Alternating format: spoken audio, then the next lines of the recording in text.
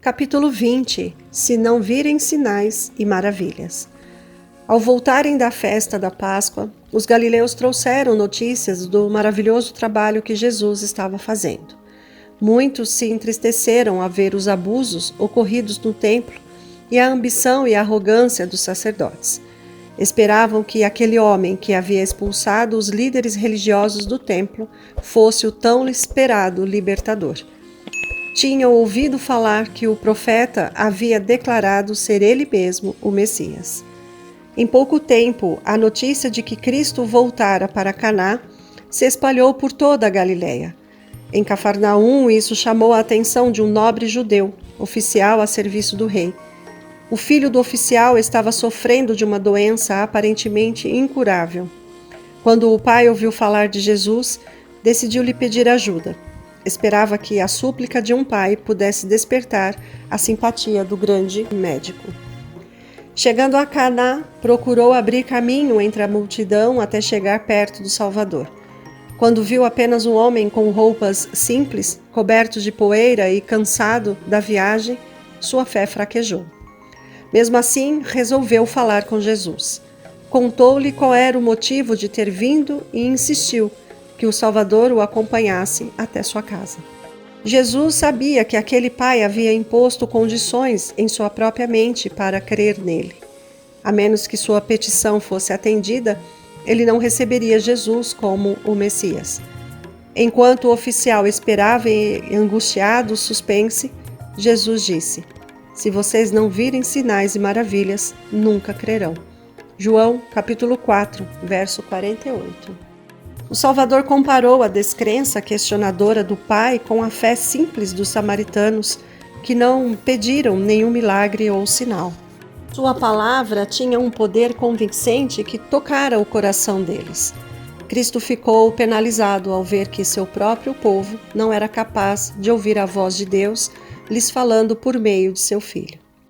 O nobre, entretanto, possuía certo grau de fé, pois tinha ido até ali para pedir por aquilo que lhe parecia ser a bênção mais preciosa.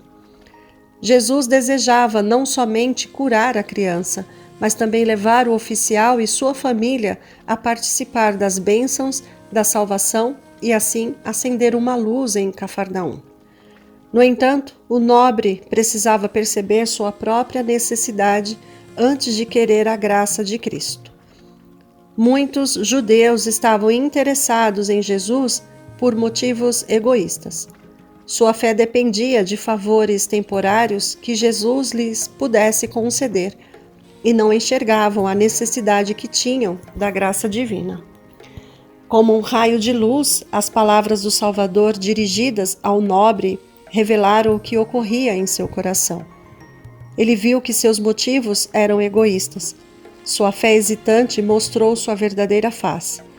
Em profunda aflição, compreendeu que sua dúvida poderia custar a vida de seu filho.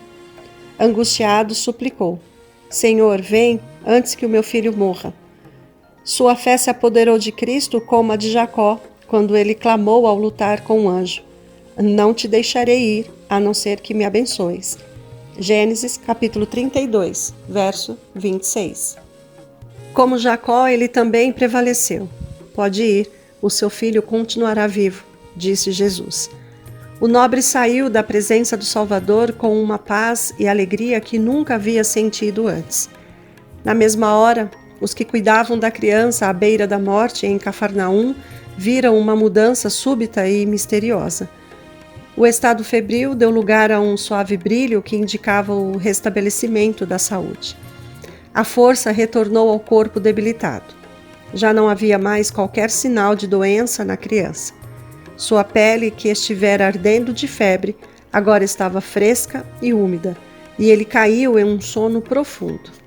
Maravilhados, os familiares ficaram muito felizes. O oficial poderia ter voltado para Cafarnaum naquela mesma tarde, depois de seu encontro com Jesus, mas não teve pressa. Ele só voltou para casa na manhã seguinte. Que maravilhoso deve ter sido aquele reencontro.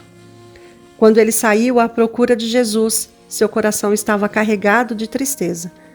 Como eram diferentes seus sentimentos agora.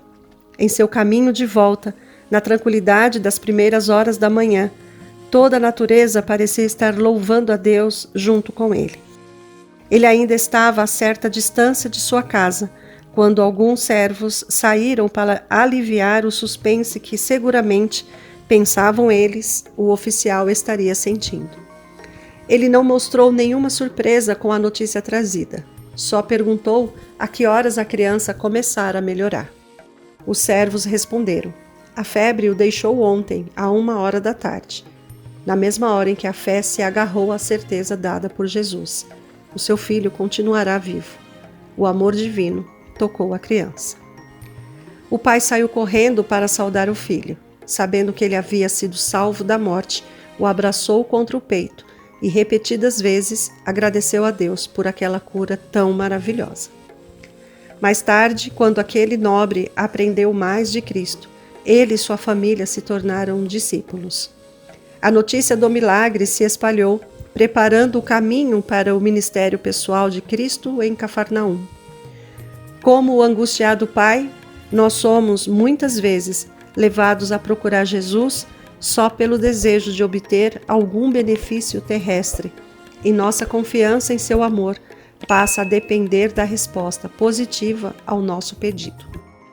O Salvador deseja dar uma bênção superior àquela que pedimos, e ele demora a responder para que possa nos mostrar o mal que existe em nosso coração e a necessidade que temos de sua graça. Ele quer que nos afastemos do sentimento egoísta que nos leva a procurá-lo. O nobre queria ver a resposta à sua oração antes de crer, mas teve que aceitar a palavra de Jesus de que seu pedido tinha sido ouvido e a bênção concedida. Devemos crer não porque vemos ou achamos que Deus nos ouve. Devemos crer em suas promessas. Quando orarmos pedindo sua bênção, devemos crer que a receberemos e já agradecer por tê-la recebido. Então, podemos ir cuidar de nossos deveres, sabendo que experimentaremos a bênção da qual mais precisamos.